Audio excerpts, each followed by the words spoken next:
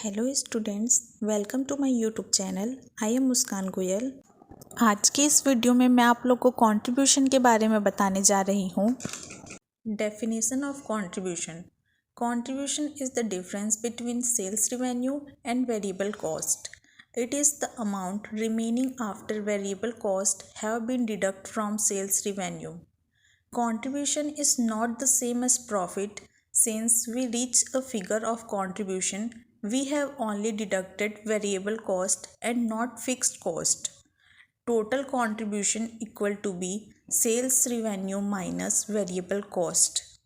Contribution निकालने के लिए हमें विक्रय में से विक्रय की परिवर्तनशील लागत या सीमांत लागत को घटाना पड़ता है।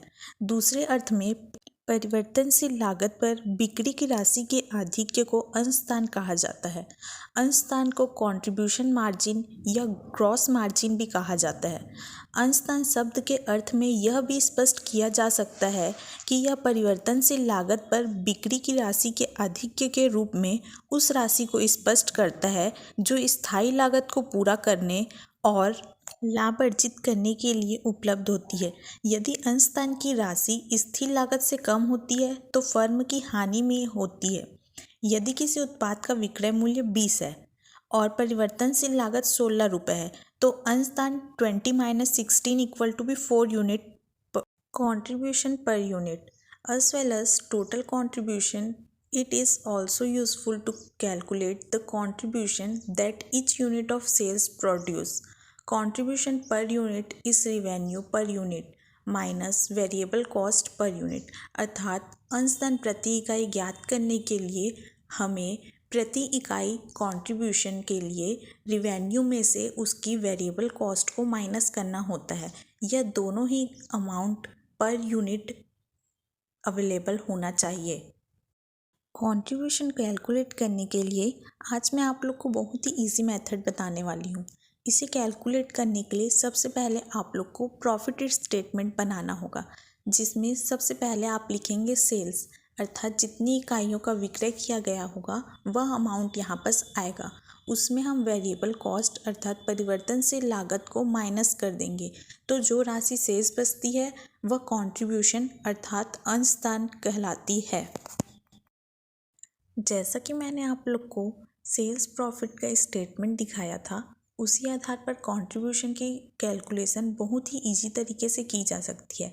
इसमें आप देखिए, सबसे पहले हमारे स्टेटमेंट में हमने लिखा था सेल्स और माइनस लिखा था वेरिएबल कॉस्ट, जिससे हमको कंट्रीब्यूशन मिला था। उसी तरह जब आप एक स्टेप नीचे देखेंगे तो हमने वहाँ पर माइनस किया था फिक्स कॉस्ट, फिर जिससे हमें मिला था प्रॉफिट। यदि हम इसे उल्टा कर देंगे तो प्रॉफिट प्लस फिक्स कॉस्ट भी हमारा कंट्रीब्यूशन को ही शो कर रहा है। इसी तरह से के फॉर्मूले से हम अंशदान की गणना करते हैं। कंट्रीब्यूशन के इस फॉर्मूले को आज हम प्रैक्टिकल पर अप्लाई करके सीखते हैं। देखिए, इस क्वेश्चन में सबसे पहले हमें दिया गया है sales in rupees 40,000, sales in units 4,000 and variable cost 30,000। इसमें सबसे पहले हम कंट्रीब्यूशन का प्राइस निकालेंगे। तो कंट्रीब्यूशन का हमारा फॉर्मूला क्या है? सेल्स माइनस वेरिएबल कॉस्ट, और सेल्स हमें दिया हुआ है 40,000 और वेरिएबल कॉस्ट है हमारी 30,000। तो जब 40,000 में 30,000 को माइनस करेंगे तो हमारे पास 10,000 जो रुपीस आएगा वो कंट्रीब्यूशन है। इसी प्रकार हम इसे पर यूनिट में निकालेंगे। कंट्रीब्यूशन पर यूनिट निकालने के लिए सबसे पहले हमें सेल्स पर यूनिट और वेरिएबल कॉस्ट पर यूनिट की कैलकुलेशन करनी होगी। हमारे पास सेल्स इन रुपीज़ दिया हुआ है 40,000, जबकि 4,000 यूनिट सोल्ड की गई है। इट मीन्स पर यूनिट हमारे पास 10 रुपीज़ की सेल्स हुई है।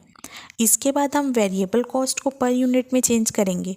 वेरिएबल कॉस्ट है हमारी 30,000 की और हमने सेल्स किया है 4,000। That means variable cost per unit equal to be 7.5। इसी प्रकार हम sales per unit minus variable per unit करेंगे तो हमारे पास 2.5 रुपीज़ आ जाएगा वेरिएबल कॉन्ट्रीब्यूशन। इसी तरह कंट्रीब्यूशन निकालने के लिए हमारे पास एक फॉर्मूला और है। Contribution equal to be sales into PV ratio. यदि हमारे पास क्वेश्चन में सेल्स रुपीज़ दिया हुआ है और पीवी रेशियो का परसेंट दिया हुआ है, तो जब हम इन दोनों को गुणा करेंगे तो हमें हमारा कंट्रीब्यूशन प्राप्त होगा। तो इसे फॉर्मूला में अप्लाई करने पर सेल्स इंटू पीवी रेशियो अर्थात 1,50,000 का जब हम 40% निकालेंगे तो 60,000 रुपये कॉन्ट्रीब्यूशन आएगा। अब मैं आप लोग को इसे दूसरे एग्जाम्पल से समझाती हूँ। यदि हमारे पास क्वेश्चन में फिक्स कॉस्ट और प्रॉफिट दिया है तो यहाँ पर कौन सा फॉर्मूला अप्लाई होगा कंट्रीब्यूशन का? Fix cost plus profit.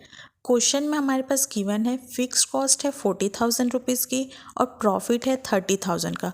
जब हम इन दोनों को ऐड कर देंगे तो हमारे पास 40,000 प्लस 30,000 इक्वल टू भी 70,000 आएगा।